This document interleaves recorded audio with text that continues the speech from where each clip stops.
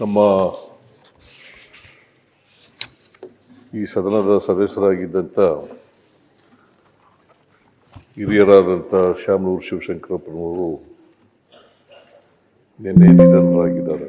ಅವರ ಆತ್ಮಕ್ಕೆ ಶಾಂತಿ ದೊರಕಲಿ ಅಂತೇಳಿ ಒಂದು ಸಂತಾಪ ಸೂಚಕ ನಿರ್ಣಯವನ್ನು ತಂದಿದ್ದೀರಿ. ಆ ನಿರ್ಣಯಕ್ಕೆ ನನ್ನ ಬೆಂಬಲವನ್ನು ವ್ಯಕ್ತ ಮಾಡಿ ಶಾಮನೂರು ಶಿವಶಂಕರಪ್ಪನವ್ರ ಬಗ್ಗೆ ಕೆಲವು ಮಾತುಗಳನ್ನು ಆಡಲಿಕ್ಕೆ ಬಯಸ್ತೇನೆ. ಶಾಮನೂರು ಶಿವಶಂಕರಪ್ಪನವರು ದೇಶದಲ್ಲಿಯೇ ಒಬ್ಬ ಹಿರಿಯ ಶಾಸಕ. 2023ರಲ್ಲಿ ಆಯ್ಕೆಯಾಗಿ ಇಲ್ಲಿವರೆಗೂ ಕೂಡ ನಮ್ಮ ಜೊತೆಯಲ್ಲಿದ್ದರು. ಜೊತೆಗೆ ನನ್ನ ಮಂತ್ರಿಮಂಡಲದಲ್ಲಿ ಮಂತ್ರಿಯಾಗೂ ಕೂಡ ಕೆಲಸ ಮಾಡಿದರು. ಅವರು 2016ರಲ್ಲಿ ನಾನು ಮಂತ್ರಿಮಂಡಲ ರೀಸಫಲ್ ಮಾಡಿದಾಗ ಆಗ ಅವರು ನನ್ನ ಮಗನಿಗೆ ಮಾಡಿ ಅಂತೇಳಿ ಎಸ್ ಮಲ್ಲಿಕಾರ್ಜುನ ಅವರನ್ನ ಮಂತ್ರಿ ಮಾಡ್ತಕ್ಕಂಥ ಕೆಲಸವನ್ನು ಮಾಡಿದ್ರು. ಎಸ್ ಮಲ್ಲಿಕಾರ್ಜುನ ಅವರು ಈಗ ನನ್ನ ಮಂತ್ರಿಮಂಡಲದಲ್ಲಿ ಸಚಿವರಾಗಿದ್ದಾರೆ. ಅವರ ಕೊನೆಯ ಮಗ ಕೂಡ. ಅವರನ್ನು ಮಂತ್ರಿ ಮಾಡಿ ಅಂತೇಳಿ ಇವರು ರಾಜೀನಾಮೆ ಕೊಟ್ಟರು. ಬಹಳ ದೀರ್ಘಕಾಲ ಅಖಿಲ ಭಾರತ ವೀರಶೈವ ಮಹಾಸಭಾದ ಅಧ್ಯಕ್ಷರಾಗಿದ್ದರು. ಈ ಗಳಿಗೆವರೆಗೂ ಕೂಡ ಆಗಿದ್ದರು. ಅವರು 69ರಲ್ಲಿ ದಾವಣಗೆರೆಯಲ್ಲಿ ಪುರಸಭೆಯ ಸದಸ್ಯರಾಗಿ ಆಮೇಲೆ ಅದರ ಅಧ್ಯಕ್ಷರಾಗಿಯೂ ಕೂಡ ನಗರಸಭೆಯ ಅಧ್ಯಕ್ಷರಾಗಿಯೂ ಕೂಡ ಕೆಲಸ ಮಾಡಿದರು. ತಮ್ಮ 63ನೇ ವಯಸ್ಸಿನಲ್ಲಿ ಶಾಸಕರಾದರು. 1994ರಲ್ಲಿ ಶಾಸಕರಾದರು. 6 ಬಾರಿ ಶಾಸಕರಾಗಿ ಆಯ್ಕೆಯಾಗಿದ್ದರು. 6 ಬಾರಿ. ಒಮ್ಮೆ ಸಂಸತ್ತಿನ ಸದಸ್ಯರಾಗೂ ಕೂಡ ಆಯ್ಕೆಯಾಗಿದ್ದರು. ಅವರು ಬಹಳ ದೀರ್ಘಕಾಲ ರಾಜಕೀಯದಲ್ಲಿದ್ದರು. ಇವತ್ತು ದಾವಣಗೆರೆಗೆ ಅದು ಆರ್ಥಿಕವಾಗಿ, ಸಾಮಾಜಿಕವಾಗಿ, ಶೈಕ್ಷಣಿಕವಾಗಿ ಮುಂದುವರೆದಿದ್ದರೆ ಶಾಮನೂರು ಶಿವಶಂಕರಪ್ಪನವರು ಕಾರಣ ಅಂತಕ್ಕಂಥ ಮಾತುಗಳನ್ನು ಹೇಳಲಿಕ್ಕೆ ಬಯಸ್ತಾ ಇದ್ದಾರೆ. ದಾವಣಗೆರೆಯನ್ನು ವಿದ್ಯಾಕಾಶಿಯಾಗಿ ಮಾಡಿದರು. ಇಂಜಿನಿಯರಿಂಗು ಮತ್ತು ಮೆಡಿಕಲ್ ಕಾಲೇಜುಗಳು, ಇತರ ಸಂಸ್ಥೆಗಳನ್ನು ತೆಗೆದು ಬಹಳ ದೀರ್ಘಕಾಲ ಬಾಪೂಜಿ ವಿದ್ಯಾಸಂಸ್ಥೆಯನ್ನು ಪ್ರಾರಂಭ ಮಾಡಿದವರೇ ಇವರು. ಒಬ್ಬ ವ್ಯಾಪಾರಗಾರರಾಗಿ ಪ್ರಾರಂಭ ಮಾಡಿ ಅವರು ಸಾಮಾಜಿಕ, ಆರ್ಥಿಕ, ಶೈಕ್ಷಣಿಕ, ಸಾಮಾಜಿಕ ಕ್ಷೇತ್ರಗಳಲ್ಲಿ ತಮ್ಮದೇ ಆದಂಥ ಛಾಪನ್ನು ಮೂಡಿಸಿದ್ದಾರೆ. ಇವರು ಅಲ್ಲಿ ದಾವಣಗೆರೆ ಇವತ್ತೇನಾದರೂ ಅದಕ್ಕೆ ಹೆಸರುವಾಸಿಯಾಗಿದ್ದರೆ, ಇಡೀ ಕರ್ನಾಟಕದಲ್ಲಿ ಹೆಸರುವಾಸಿಯಾಗಿದ್ದರೆ ಶಾಮನೂರು ಶಿವಶಂಕರಪ್ಪನವರು ಮಾಡಿದಂಥ ಕೆಲಸದಿಂದ ಆಗಿದೆ ಅಂತಕ್ಕಂಥ ಮಾತುಗಳನ್ನು ಹೇಳಲಿಕ್ಕೆ ಬಯಸ್ತಾ ಇದ್ದಾರೆ. ಇವರು ಜವಳಿ ಭಾಳ ಉತ್ಕೃಷ್ಟವಾಗಿತ್ತು ದಾವಣಗೆರೆಯಲ್ಲಿ. ಅದರ ಅವನತಿ ಪ್ರಾರಂಭ ಆಯಿತು.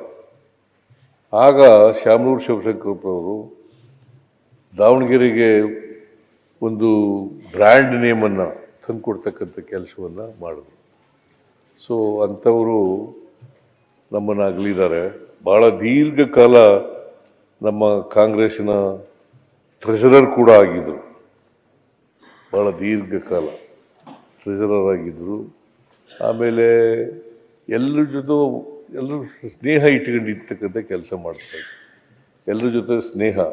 ಯಾಕಂತಂದರೆ ಯಾರೂ ಕೂಡ ಅವ್ರಿಗೆ ವೈರಿಗಳಿರಲಿಲ್ಲ. ಅಜಾತ ಶತ್ರು ಅಂತ ಕರಿಬೋದಂಥ ವ್ಯಕ್ತಿ. ನಾನು ಯಾವಾಗ ದಾವಣಗೆರೆಗೆ ಹೋದರೂ ಕೂಡ ಅವ್ರು ಗೆಸ್ಟ್ ಹೌಸ್ನಲ್ಲೇ ಉಳ್ಕೊತಿದ್ದರು. ಆಮೇಲೆ ನನ್ನ ದಾವಣಗೆರೆ ಹೋದಾಗೆಲ್ಲ ಊಟಕ್ಕೆ ಬರೀ ಅಂತ ಕರಿತಿದ್ರು. ಯಾವಾಗ ಹೋದರೂ ಕೂಡ ನಮ್ಮನೆಯಲ್ಲೇ ಊಟ ಮಾಡಬೇಕು ಅಂತ ಕರಿತಾ ಇದ್ರು. ಹಾಗಾಗಿ ಅಲ್ಲೇ ಊಟ ಮಾಡ್ತಿದ್ದೆ. ಜೊತೆಗೆ ನನಗೆ 75 ವರ್ಷ ಮುಗೀತಲ್ಲ, ಆಗ ಅವ್ರ ಜಾಗದಲ್ಲೇ ನಾನು ಫಂಕ್ಷನನ್ನು ಮಾಡಿದ್ದದು. ಸೊ ಹಾಗಾಗಿ ಅದೇ ಕೊನೆ ಊಟದ ಹಬ್ಬ ನಾನು ಆಚರಣೆ ಮಾಡ್ಕೊಂಡಿದ್ದದು ಮತ್ತು ಅದೇ ಮೊದಲು ಎಲ್ಲಿವರೆಗೆ, ಯಾಕಂದರೆ ನನಗೆ ಊಟದ ತಾರೀಖೇ ಗೊತ್ತಿಲ್ಲ ಕರೆಕ್ಟಾಗಿ. ಮೇಷ್ಟ್ರು ಬರ್ಕೊಂಡಿರೋದು 5ನೇ ತರಗತಿಗೆ ನೇರವಾಗಿ ನಾನು ಅಡ್ಮಿಷನ್ಸ್ ಆಗುವಾಗ ಮೇಷ್ಟ್ರು ರಾಜಪ್ಪ ನಮ್ಮ ಮೇಷ್ಟ್ರು ಬರ್ಕೊಂಡಂಥ ಡೇಟೇ ನನಗೆ ಊಟದ ತಾರೀಕು. ಅದರಿಂದ ನನಗೆ ಡೇಟ್ ಆಫ್ ಬರ್ತ್, ಯಾಕಂದರೆ ನಮ್ಮಮ್ಮ ನಮ್ಮಪ್ಪ ಎಲ್ಲರೂ ಕೂಡ ಹೆಬ್ಬೆಟ್ಟೊತ್ತವರು, ಅವಿದ್ಯಾವಂತರು.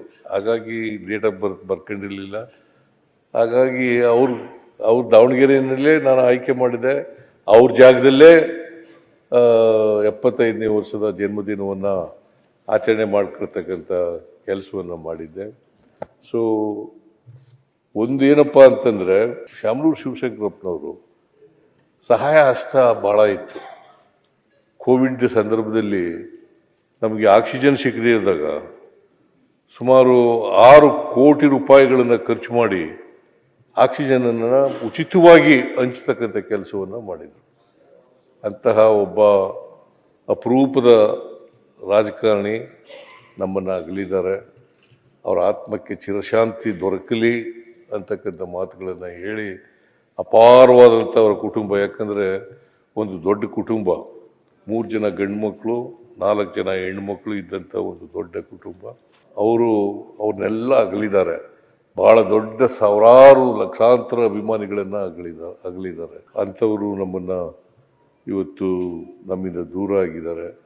ಮತ್ತು ಸಿಟ್ಟಿಂಗ್ ಮೆಂಬರು, ನಿನ್ನೆ ನಾನು 15 ದಿನಗಳ ಹಿಂದೆ ಕಾಣಿಸುತ್ತೆ ಆಸ್ಪತ್ರೆಗೆ ಹೋಗಿದ್ದೆ. ಅಷ್ಟೊತ್ತಿಗಾಗಲೇ ಅವರು ಮಾತಾಡೋ ಪರಿಸ್ಥಿತಿಯಲ್ಲಿ ಇರಲಿಲ್ಲ. ಅಲ್ಲಿ ಒಂದು ಅರ್ಧ ಗಂಟೆ ಇದ್ದು ನೋಡ್ಕೊಂಡು ಬಂದೆ. ಅಂಥವರು ನಮ್ಮನ್ನು ಅಗಲಿದ್ದಾರೆ. ಅವರ ಆತ್ಮಕ್ಕೆ ಚಿರಶಾಂತಿ ದೊರಕಲಿ. ಅವರ ಕುಟುಂಬ ವರ್ಗದವರಿಗೆ, ಅವರ ಅಭಿಮಾನಿಗಳಿಗೆ, ಅವರ ಸ್ನೇಹಿತರಿಗೆ, ಅವರ ಬಂಧು ಬಾಂಧವರಿಗೆ ಅವರ ಸಾವಿನ ದುಃಖವನ್ನು ಭರಿಸ್ತಕ್ಕಂಥ ಶಕ್ತಿ ಕೊಡಲಿ ಅಂತೇಳಿ ಪ್ರಾರ್ಥನೆ ಮಾಡ್ತೀನಿ. ಸೊ ನಾನು ಇವತ್ತು ಅರ್ಜನ್ ಆಗ್ತದೆ ಅಂತೇಳಿ ನಾನು ಭಾವಿಸ್ಕೊಂಡಿದ್ದೇನೆ. ಯಾಕಂದರೆ ಸಿಟ್ಟಿಂಗ್ ಮೆಂಬರ್ ಆಗಿರೋದ್ರಿಂದ ಇವತ್ತು ಅರ್ಜನ್ ಆಗ್ತದೆ ಅಂತ ಭಾವಿಸ್ಕೊಂಡಿದ್ದೇನೆ. ನಾನು ಇದಾದ ತಕ್ಷಣ, ಸಂತಾಪ ಆದ ತಕ್ಷಣ ನಾನು ದಾವಣಗೆರೆಗೂ ಕೂಡ ಹೋಗ್ತಾ ಇದ್ದೀನಿ ಅಂಥೇಳಿ ನನಗೆ ಅವಕಾಶ ಕೊಟ್ಟಿದ್ದಕ್ಕೆ ನಿಮಗೆ ಹೊಂದಿಸಿ ನನ್ನ ಮಾತುಗಳನ್ನು ಮುಗಿಸ್ತೇನೆ.